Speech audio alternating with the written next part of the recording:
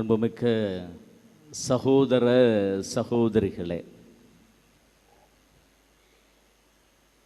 அந்த ஊர் மக்கள் அந்த ஊரில் இருக்கின்ற ஒரு ஓவியரை அழைத்து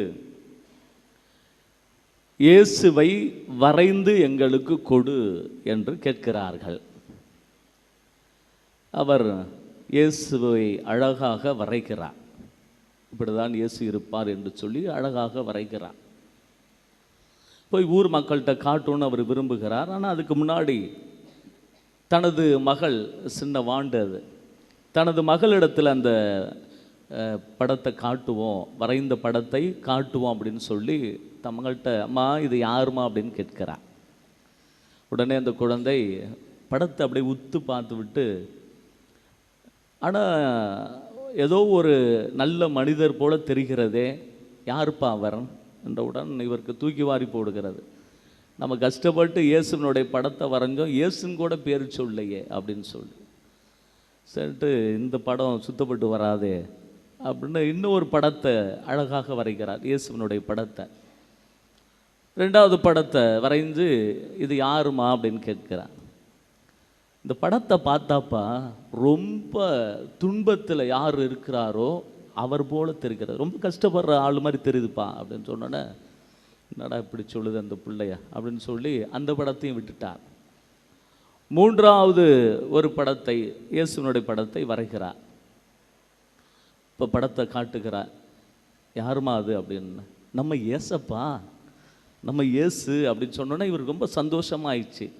எப்படிம்மா அப்படி கண்டுபிடிச்ச அப்படின்னா, என்னான்னு தெரியலப்பா, பார்த்த உடனே இவர் இயேசுன்னு எனக்கு தோணுச்சு அப்படின்னு ஒரு அழகான கதை ஒன்று படித்தேன். அன்பார்ந்த சகோதர சகோதரிகளே, இன்றைக்கு படிக்கப்பட்ட முதல் வாசகமாக இருந்தாலும் சரி அல்லது நற்செய்தி வாசகமாக இருந்தாலும் சரி, ஒரே ஒரு கருத்தை மையமாக சொல்லப்படுகிறது. இயேசு கிறிஸ்து நம் மெசியாவாக, மீட்பராக இருக்கிறார் என்ற ஒரு ஆணித்தரமான ஆழமான உண்மையை இந்த இரண்டு வாசகங்களும் நமக்கு சுட்டி காட்டுகின்றன. முதல் நூற்றாண்டில் செந்தூரியன் அப்படின்னு ஒருத்தன் இருக்கிறான். இவர் ஒரு கொள்கையை இவன் மக்களிடத்தில் திணிக்கிறான். என்ன கொள்கை அது? செந்தூரியன் முதல் நூற்றாண்டில் இயேசுவை பற்றி இன்றும் தப்பறையான கொள்கைகள் வேகமாக பரவிக்கொண்டு தான் இருக்கின்றன. டாவின்சி கோடு அண்மையில், அதாவது கொஞ்சம் வருடத்துக்கு முன்பு வந்தது டாவின்சி கோடு, இயேசுவனுடைய மர்மங்கள் அப்படின்னு சொல்லி நீங்கள் யூடியூப்பு எல்லாத்துலேயும் எடுத்து பார்த்தா கூட இன்றைக்கும் தப்பறையான கொள்கைகள் பரவி கொண்டு தான் வருகின்றன. அந்த முதல் நூற்றாண்டில் இந்த செந்தூரியன் இவர் என்ன பண்ணுறாரு அப்படின்னா, ஒரு தப்பறையான கொள்கையை மக்களிடத்தில் விதைக்கிறார். என்ன தப்பறையான கொள்கை? இயேசு திருமுழுக்கு பெறுகிறாருங்களே, அதிலிருந்து கல்வாரி மலையில் இயேசுவை சிலுவையில் அறைகிறார்கள், இதுவரையிலும் தான் இயேசு மெசியாவாக இருக்கிறார், அதற்கு முன்போ பின்போ அவர் மெசியா அல்ல என்று தப்பறையான கொள்கையை மக்கள் மனதிலே விதைக்கிறார். இதை மையமாக வைத்துதான் இன்று முதல் வாசகத்தில் யோவான் அழகாக சொல்லுகிறார், இயேசு மெசியா அல்ல என்று மறுப்போரை தவிர அவர் யார் பொய்யர்? இயேசு மெசியா அல்ல என்று யாரெல்லாம் மறுக்கிறார்களோ அவர்கள் பொய்யர் என்ற ஒரு ஆணித்தரமான கருத்தை இவர் முன்னிலைப்படுத்துகிறார். அன்பார்ந்த சகோதர சகோதரிகள், இன்றைக்கு படிக்கப்பட்ட நற்செய்தி வாசகத்திலும் திருமுழுக்கு யோவான் இடத்துல வந்து கேள்வி கேட்கிறார்கள், நீ யார் அப்படின்னு சொல்லி.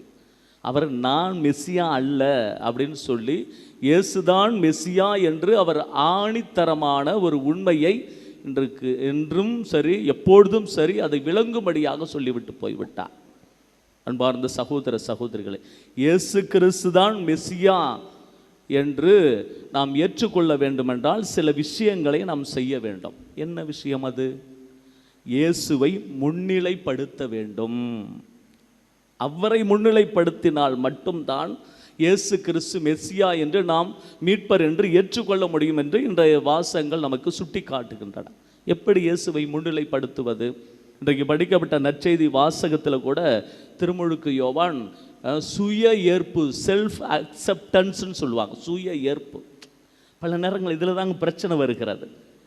நம்ம அவர் தெளிவாக சொல்லுகிறார், நான் மெசியா அல்ல, நான் இறைவாக்கினார் அல்ல, தன்னை தாழ்த்தி கொள்கிறார். முதல் பண்பே அதுதான், நம்ம தாழ்த்தி கொள்ளணும். ஆண்டவர் உயர்த்துவார். சிறந்த உதாரணம் அன்னை மரியாள். இதோ ஆண்டவருடைய அடிமை என்று தன்னை தாழ்த்தி கொண்டார். அதனால வந்து கடவுள் மிக மேலாக உயர்த்தினார். மத்தேயு நற்செய்தி 11:11 அப்படிதான் சொல்லுவார், பெண்களுள் பிறந்தவர்களிலே திருமுழுக்கு யோவானை விட சிறந்தவர் யாரும் இல்லை. காரணம் என்ன? தன்னை தாழ்த்தி கொண்டார். முதல் பண்பு அதுதான். நாமளும் தாழ்த்தி கொண்டோம் என்றால் ஆண்டவர் நம்மை மேலாக உயர்த்துவார். ஒன்று. இரண்டாவதாக, அவருடைய கட்டளையை கடைபிடித்து நம்ப வேண்டும். அழகாக ரோமையருக்கு எழுதிய திருமுகம் அதிகாரம் 10 இறைவசனம் 9 சொல்லுகிறது. என்ன சொல்லுகிறது என்றால், இயேசு கிறிஸ்து மெசியா என்று யார் உள்ளூர நம்புகிறார்களோ அவர்கள் மாட்சி பெறுவர், அவர்கள் மீட்பு பெறுவர் என்று சொல்லுவார். இரண்டாவது விஷயம், ஆண்டவருடைய கட்டளைகளை கடைபிடித்து இயேசுவே மெசியா என்று நாம் உள்ளூர நம்ப வேண்டும். இரண்டாவது காரியம். மூன்றாவது, அன்பும் பணிவும் நம்முடைய வாழ்க்கையில் தொடர்ந்து அது செயல்பட வேண்டும். அன்பு தொடர்ந்து இருக்க வேண்டும். இந்த 3 காரியம் இன்னும் நிறைய இருக்கிறது. இந்த 3 காரியங்களை நாம் செய்தோம் என்றால் இயேசு கிறிஸ்து மெசியா மீட்பர் என்று அறிக்கையிடுவதிலே அர்த்தம் இருக்கும் என்று இன்றைய வழிபாடு நமக்கு முன்னிறுத்துகின்றது. அன்பார்ந்த சகோதர சகோதரிகளை, அப்படி இயேசு கிறிஸ்து மெசியா என்று இயேசுவை முன்னிலைப்படுத்துகின்ற பொழுது நமது வாழ்வு ஆசீர்வாதமான வாழ்வாக மாறிப்போகும். நமது செயல்கள் ஆண்டவரது செயல்களாகவே மாறிப்போகும். எனவே இந்த தருணத்திலே நமது வாழ்க்கை முழுவதும் செல்ஃப் அக்செப்டன்ஸ், சுய ஏற்பு, நான் யார், நம்ம எப்படி இருக்கிறோம் அப்படின்னு ஏற்றுக்கொண்டோம் என்றால் அவரை நோக்கி பயணம் போய்கொண்டே இருக்கும். அதை தான் இங்கு முன்னிறுத்துகிறது. எனவே அழகான இந்த தருணத்தில் முதல் வெள்ளிக்கிழமையில் ஒன்றாக கூடியிருக்கிறோம். ஆண்டினுடைய முதல் வெள்ளிக்கிழமை, ஆண்டவருடைய அந்த இரக்கத்தையும் அன்பையும் வாழ்க்கையில் சுவைத்து கொண்டிருக்கின்ற தருணம்.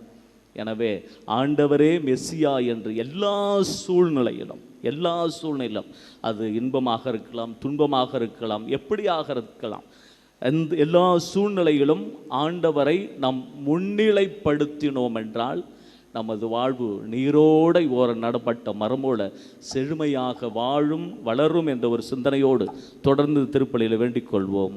ஆமென்.